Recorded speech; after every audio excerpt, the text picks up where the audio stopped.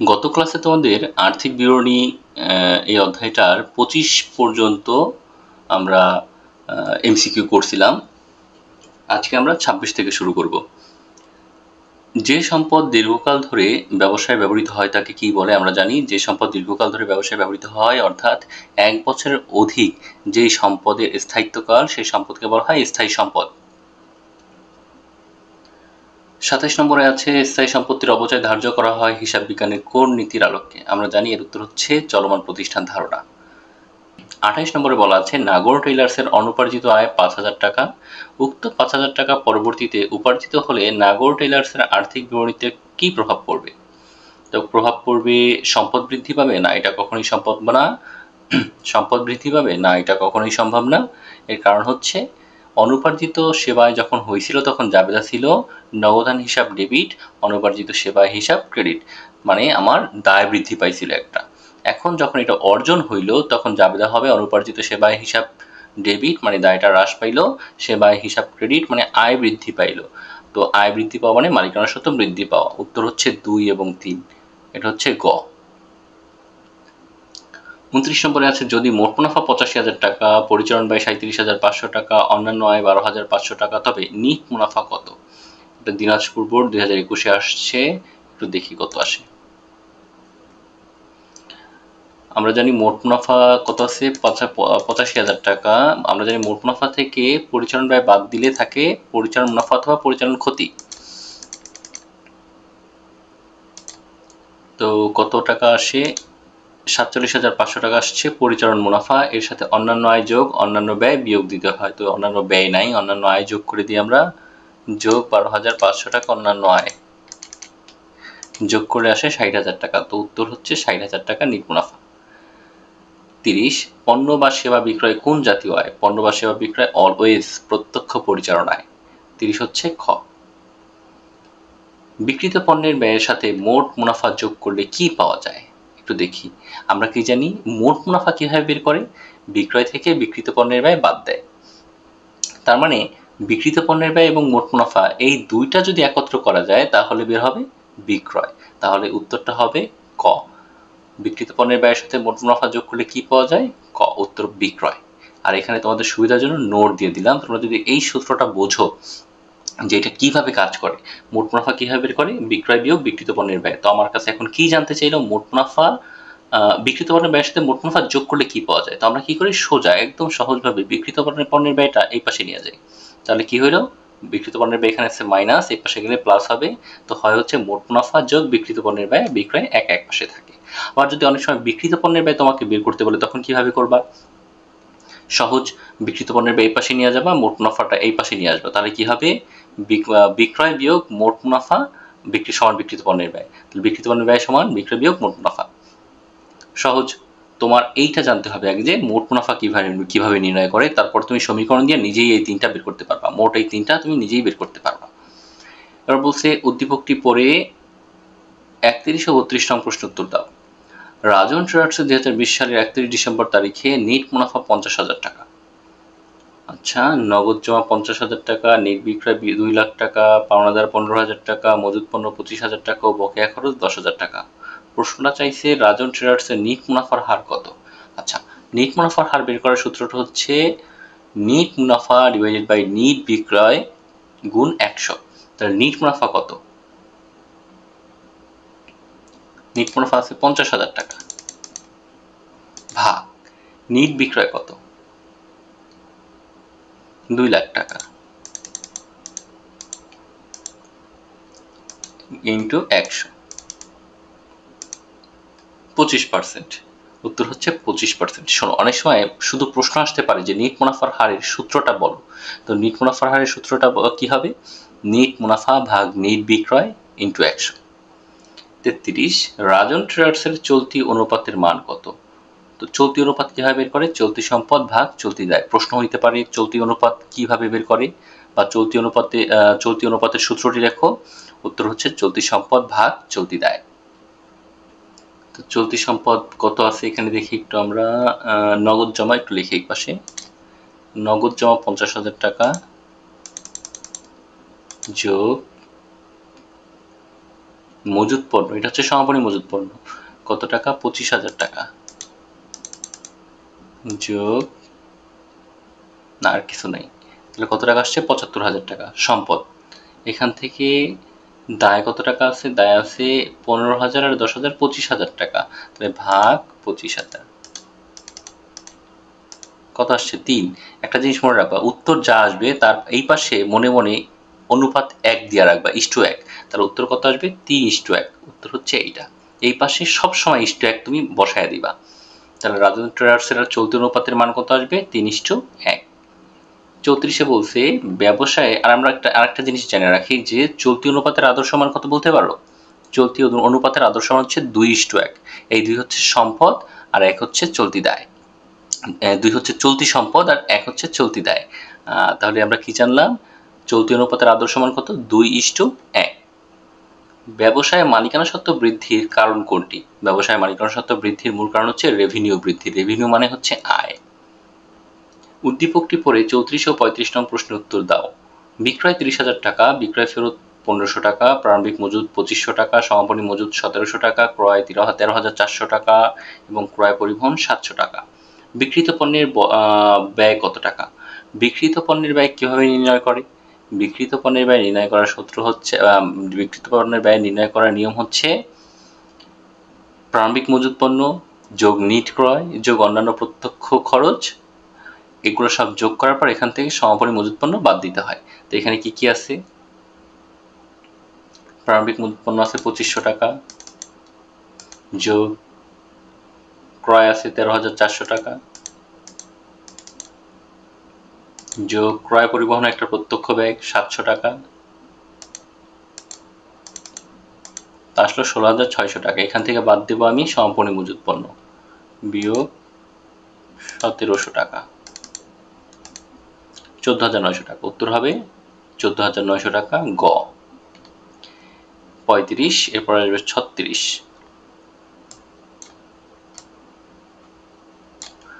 মোট মুনাফার পরিমাণ কত? মোট মুনাফার পরিমাণ, এখানে আমার বিক্রিত পণ্যের ব্যয় আসছে 14,900 টাকা, বিক্রয় কত আছে? 30,000 টাকা। আচ্ছা, এটা মনে রাখো 14,900 টাকা। তাহলে আমার নিট বিক্রয় বের করতে হবে। নিট বিক্রয় বের করার নিয়ম কি? বিক্রয় থেকে বিক্রয় ফেরত, বিক্রয় বাট্টা এগুলো যদি থাকে বাদ দিতে হবে।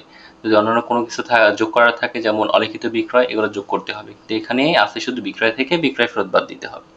30,000 টাকা বিয়োগ 1,500 টাকা, আমার নির্বিক্রয় আসলো 28,500 টাকা, আর আমার বিক্রিত পণ্যের ব্যয় ছিল 14,900 টাকা। বিক্রয় থেকে বিক্রিত পণ্যের ব্যয় বাদ দিলে থাকে হচ্ছে মোট মুনাফা। আমার উত্তর হচ্ছে খ, 13,600 টাকা। আমার একটা উদ্দীপকটি পড়ে 36 ও 37 নং প্রশ্নের উত্তর দাও। বিক্রয় 30,000 টাকা। আচ্ছা, আর একটু বলি, যদি কেউ পরিপূর্ণভাবে এই দুইটা পার্ট দেখো, আজকে তো দ্বিতীয় পর্ব, প্রথম পর্বটা আর দ্বিতীয় পর্বটা দেখো মনোযোগ সহকারে, তাহলে দেখা যায় যে আমরা এখানে মূলত 50টা করব। এই 50টার বাহিরেও আমরা বোঝানোর সময় যে অতিরিক্ত শিখতেছি, আমার মনে হয় যে কমপ্লিট হয়ে যায়, একদম টোটালি কমপ্লিট হয়ে যায়। তো মনোযোগ সহকারে যদি শোনো সম্পূর্ণ ভিডিওটা, আমার মনে হয় যে তোমাদের 10ম অধ্যায়ে আর কোনো সমস্যা থাকবে না, এমসিকিউতে অন্তত পক্ষে কোনো সমস্যা থাকবে না।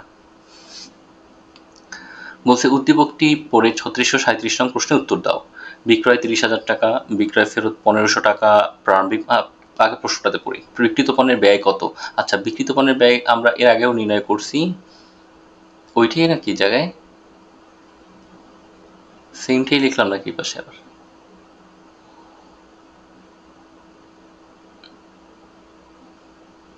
না, এই দুইটা একই, ভুলে এই দুইটা আবার চলে আসছে এখানে, বাদ দিয়ে এটা 38, এইটাও না, 39। মালিকানা সত্ত্বকে কমিয়ে দেয় কোনটি? মালিকানা সত্ত্বকে কমিয়ে দেয় ঋণের সুদ। ঋণের সুদ হচ্ছে ব্যয়, ব্যয় কি করে? মূলধন কমায়। তো সুতরাং উত্তর হচ্ছে ঋণের সুদ। বাকি সবগুলোই কিন্তু আয়। দেখো, বিনিয়োগের সুদ অন্যান্য আয়, ব্যাংক জমার সুদ অন্যান্য আয়, সঞ্চয়পত্রের সুদ অন্যান্য আয়, তো রইল বাকি একটা ঋণের সুদ, এটা হচ্ছে ব্যয়। কোন হিসাবটি পরিচালন ব্যয়? আমদানি শুল্ক প্রত্যক্ষ পরিচালন ব্যয়, এটা হচ্ছে বিক্রিত পণ্যের ব্যয়ের মধ্যে যায়, এটা আসবে না। ক্রয় পরিবহন বিক্রিত পণ্যের ব্যয়ের মধ্যে যায়, প্রত্যক্ষ পরিচালন ব্যয়, এটা আসবে না। শুধু পরিচালন ব্যয় বলতে পরোক্ষ পরিচালন ব্যয়কে বোঝায়। জাহাজ ভাড়া প্রত্যক্ষ পরিচালন ব্যয়, বিক্রিত পণ্যের ব্যয়ের মধ্যে যায় এটা। কিন্তু বিক্রয় পরিবহন বিক্রয়ের সাথে সম্পর্কিত একটা ব্যয়, বিক্রয়ের সাথে সম্পর্কিত ব্যয়গুলো হচ্ছে সব পরোক্ষ পরিচালন ব্যয় অথবা পরিচালন ব্যয়। তো উত্তর হচ্ছে গ। 41, বিগত বছরের শেষ দিনের মালিকানা সত্ত্বের পরিমাণ পরবর্তী বছরের শুরুতে হিসাবে নিয়ে আসার জন্য কোন দাখিলা প্রদান করা হয়? এটা হচ্ছে প্রারম্ভিক দাখিলা। বিগত বছরের কোনো হিসাবকে বর্তমান বছরে যদি আনতে হয় অবশ্যই প্রারম্ভিক দাখিলা দিয়ে আনতে হয়। আচ্ছা, এরপরে আসছে 42, বলছে 2020 সালে জনাব সাকিবের নিট মুনাফা 40,000 টাকা, যন্ত্রপাতি ক্রয় 1,50,000 টাকা, পাওনাদার 50,000 টাকা হলে বিনিয়োজিত মূলধনের উপর মুনাফার হার কত? আচ্ছা, আগে এইটা জানি যে বিনিয়োজিত মূলধন কি। বিনিয়োজিত মূলধন হচ্ছে ব্যবসায়ের মোট সম্পদ থেকে, আর একটু যদি ক্লিয়ারলি বলি, মোট বাস্তব সম্পদ থেকে চলতি দায় বাদ দিতে হবে। মোট বাস্তব সম্পদ থেকে চলতি দায় বাদ দিলে যেটা থাকে সেটা হচ্ছে বিনিয়োজিত মূলধন। তো বাস্তব সম্পদ কোনটা? মোট সম্পদ থেকে যদি অলিক সম্পদ বাদ দাও তাহলে হচ্ছে বাস্তব সম্পদ পাওয়া যায়। অলিক সম্পদ হচ্ছে বিলম্বিত বিজ্ঞাপন আমরা দেখি না, ওইটা হচ্ছে অলিক সম্পদ, যার কোনো বাস্তব ভিত্তি নাই। তো এগুলো সচরাচর তোমাদের এখানে থাকবে না, ইন্টারমিডিয়েট একটু টাফ থাকে, কিন্তু এখানে একদম ইজি পাবা। মোট সম্পদ থেকে চলতি দায় বাদ দিবা, যেটা থাকবে সেটা হচ্ছে বিনিয়োজিত মূলধন। তো এখন বলছে বিনিয়োজিত মূলধনের উপর মুনাফার হার কত। সুতরাং নিট মুনাফা ভাগ বিনিয়োজিত মূলধন দিবা, যা বের হবে তার সাথে 100 গুণ দিবা, তাহলে বিনিয়োজিত মূলধনের উপর মুনাফার হার পাওয়া যাবে। তো এখন আমার বিনিয়োজিত মূলধন কিভাবে বের করব? মোট সম্পদ কত টাকা? 1,50,000 টাকা, বিয়োগ চলতি দায় কত টাকা? 50,000 টাকা। তাহলে আমার বিনিয়োজিত মূলধন কত আসলো? 1 লক্ষ টাকা। নিট মুনাফা কত আছে? 40,000 টাকা। তাহলে আমরা কিভাবে করব? 40,000 ভাগ 1 লক্ষ গুণ 100, 40%।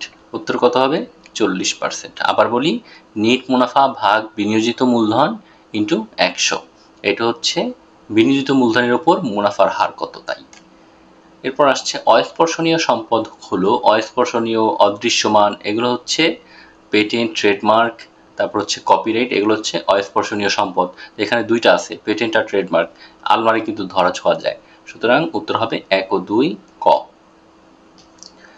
এবার বলছে বিশদ আয় বিবরণীতে কোন ধরনের আয় লিপিবদ্ধ হয়? বিশদ আয় বিবরণীতে লিপিবদ্ধ হয়, এটা না, ক হবে না, খ হবে না, গ। মুনাফা জাতীয় আয় ও ব্যয়, মূলধন জাতীয় আয় ব্যয়, মূলধন জাতীয় প্রাপ্তি, এগুলো আসে না, এগুলো যা হচ্ছে আর্থিক বিবরণীতে।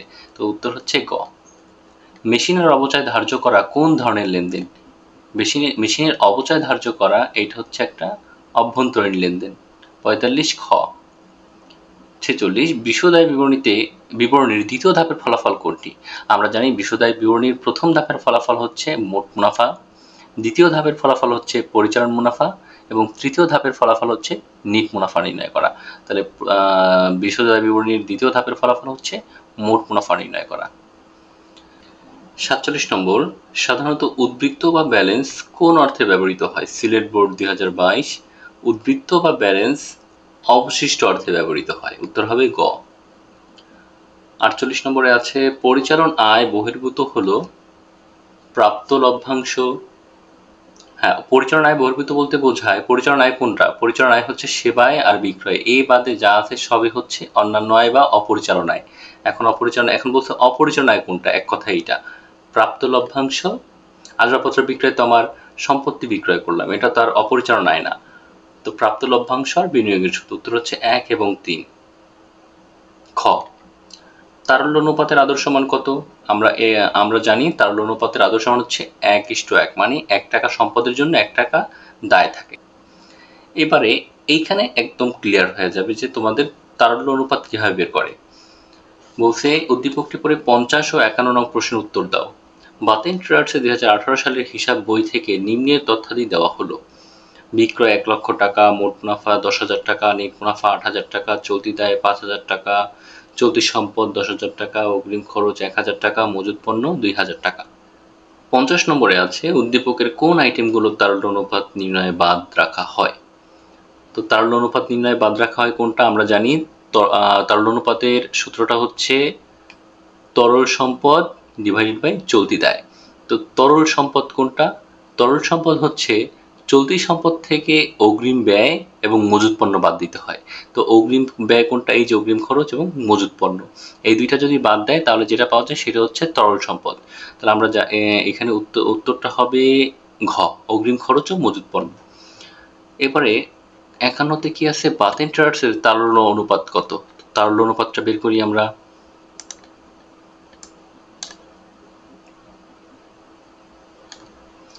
চলতি সম্পদ আছে 10,000 টাকা, এখান থেকে বাদ যাবে অগ্রিম খরচ আর মজুত পণ্য 1,000 আর 2,000 3,000 টাকা। বের হইল তরল সম্পদ, এখান থেকে বাদ যাবে চলতি দায় 5,000 টাকা, ভাগ 5,000 টাকা। তো আমরা কি জানি উত্তর এরকম, উত্তরটা এখানে যা আসবে এর এই পাশে সবসময় মনে মনে ইস্টু 1 রাখতে হবে বা অনুপাত 1 রাখতে হবে। তাহলে উত্তরটা হবে 1.4 অনুপাত 1, 1.4 অনুপাত 1। তো আর্থিক বিবরণীতে আমাদের এই 51টা যদি আমরা করি তাহলে আর্থিক বিবরণীর সকল অঙ্ক যেখান থেকে আসুক না কেন আমরা করতে পারবো। আমাদের আর্থিক বিবরণীর আর কোনো এমসিকিউতে কোনো সমস্যা হবে না। তো মনোযোগ সহকারে এই 2টা পর্ব তোমরা দেখবা। আমার মনে হয় তোমরা যদি কেউ এই 2টা পর্ব মনোযোগ সহকারে দেখো তাহলে এমসিকিউতে তোমাদের আর কোনো সমস্যা থাকবে না। 10ম অধ্যায়। তো ভিডিওটা ভালো লাগলে তুমি লাইক করে দিও, কমেন্ট করো আর তোমার বন্ধুদেরও জানাও, শেয়ার করো। আল্লাহ হাফেজ।